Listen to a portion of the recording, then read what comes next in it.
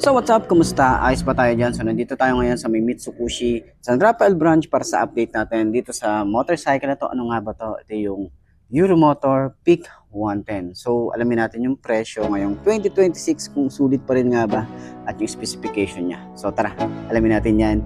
Walk around na natin. Ayos na ayos siya. Yeah, I'm like an addict, do I gotta have it. I ain't even playing, got a really bad habit. If it moves, gotta grab it, fuse like a magnet. Lose, won't have it till I'm doomed in a casket. I ain't playing, got a weird mind. If you work 8 hours, I'ma work 9. If the shoot tastes sour, you should taste mine. I'ma stay in power for a long time. Get up, nah, I ain't a quitter. Toss me the ball, I'm a really big hitter. Big picture, I'm a straight killer. Rising the song to the highest bidder. Got juice, got gas, I'ma move fast. New shoes.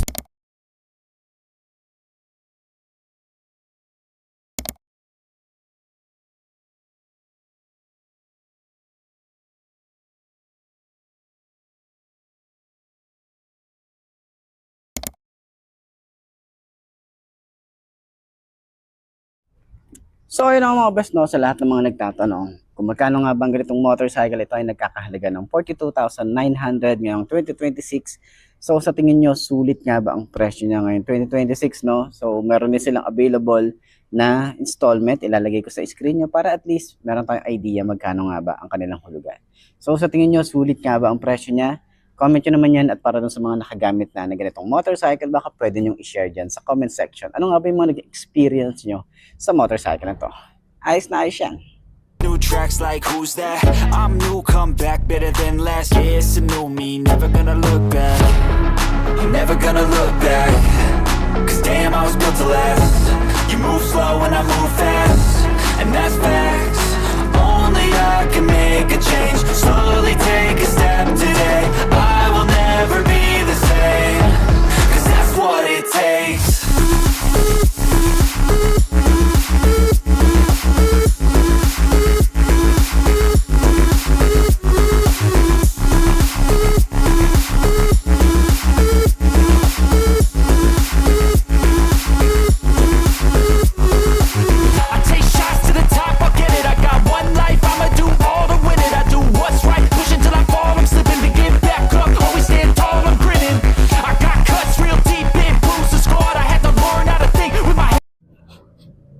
So yun ang mga best no, sa lahat ng mga nagtatanong kung sulit nga ba ang Peak 110. Nasa sa inyo naman yon kung mahilig kayo sa mga wave type kagaya neto. Okay, sporty looking yung kanyang dash panel, magandang headlight, naka-projected lamp na rin tayo dyan, maporma. Meron din tayong USB charging port at meron din tayo ditong side pocket. Okay, hindi man siya keyless at hindi man siya ganun kataas yung displacement niya. Goods pa rin to, at marami na rin tayong nakikita sa daan na gumagamit ng Peak 110. Okay, so yung forma nandito na rin, yung looks talaga yung pinaka tinitingnan talaga dyan. Tapos yung kulay, okay, meron tayong kulay parang blue yung dating niya, medyo may pagka dark, hindi ko masasabing gray kasi hindi naman talaga siya gray may pagka dark blue. And then yung decals maganda no, hindi siya masakit sa mata. So upuan natin 110cc, pwedeng pang long ride ba? Pwede to, pang long ride. Okay, yung ano nga, smash nga na mas mababa pa yung displacement na ito. Pwedeng i-long ride ito pa kaya, 'di ba? So, ito yung tsura natin kapag nagra-rides. Ayan. So, ano naman tayo dito? Upright position pagdating sa ating riding position, no? Ayan. So, pwede tayo mag-angkas. Maluwag yung ating OBR dito. And 5'2" yung ating height. Manageable naman, sobrang gaan ng motorcycle. Turning radius, malawak din. Yung shock sa harap, goods din naman. And then yung upuan, sobrang lambot din ng upuan nito. Ayan. Pwede ito sa mga OBR natin na pang long ride din. Okay? So, ano naman to? Carb type, pero goods lang yon, wala namang problema doon. Tsaka semi-automatic ang isang to. Wala na silang nilabas na declutch nito. So, ayan, sa tingin mo, sulit nga ba ang presyo nito? Specs niya, sulit nga ba? Comment nyo naman yan. So, para sa akin, yung looks nito, goods para sa beginner bike at gusto nyo ng semi-automatic na motorcycle, pwede ang isang to. Itong Peak 110. Okay? So, center stand, Magaan ba? Magaan. Sobrang gaan ng motorcycle. Ayos.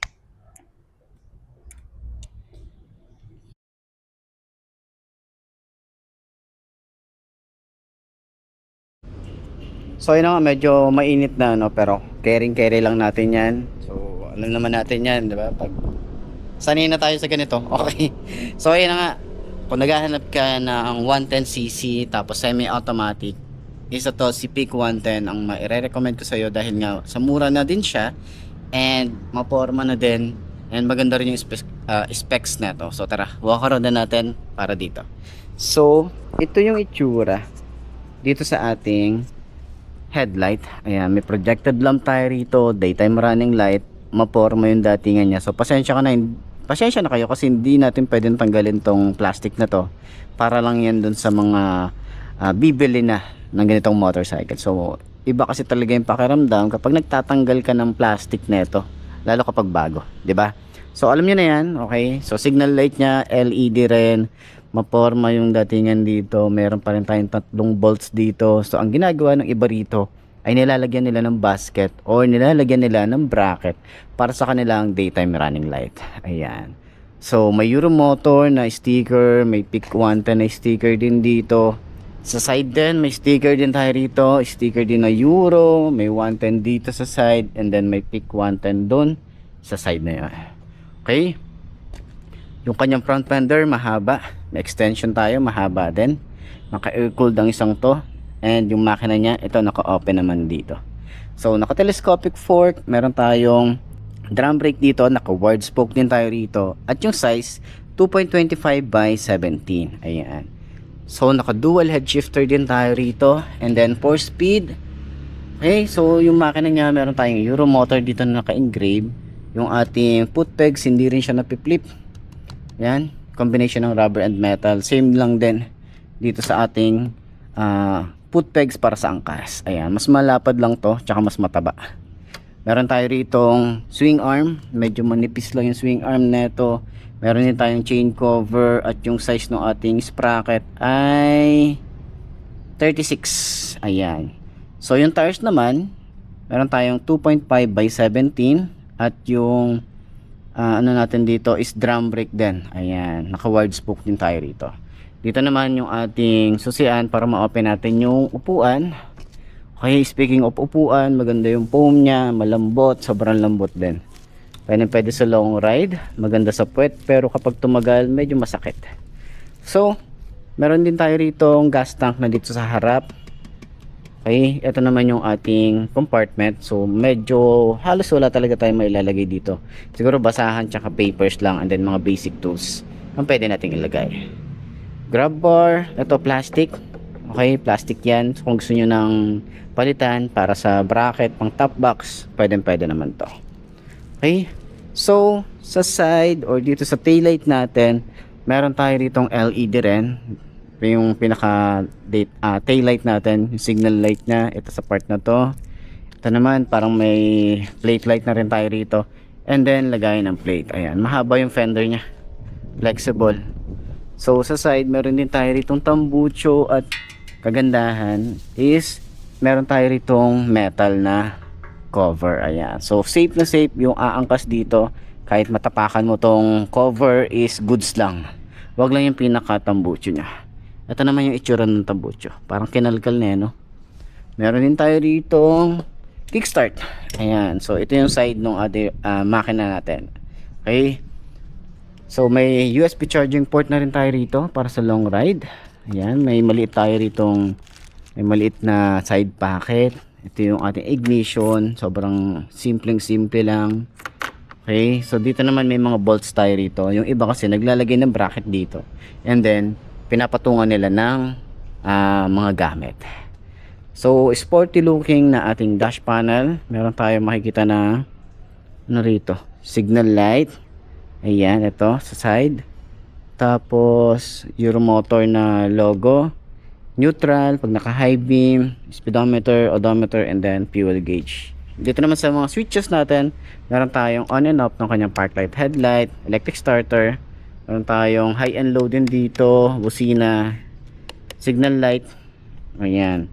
So, ito naman yung ating choke. So, wala tayo ritong hazard switch tsaka passing light. Okay? So, lever natin dito, front brake, smooth lang. Ito medyo manipis. Yung grip natin makapit. Yung throttle, mababaw lang din. Ayan.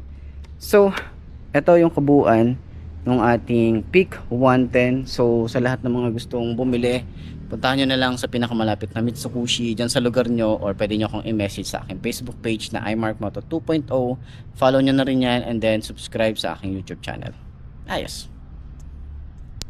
So, yun mga best, no, ito na ba ang motor na babagay sa'yo? Kung ito na nga, ay markahan mo na yan at mag-subscribe ka na sa aking YouTube channel. I-click mo na rin notification bell para updated ka sa lahat ng videos na na-upload natin. Dito araw-araw, so laging tatandaan, wala sa brand ng motor ang itatagal yan. Kundi na sa pag-aalaga mo yan, tatagal yan.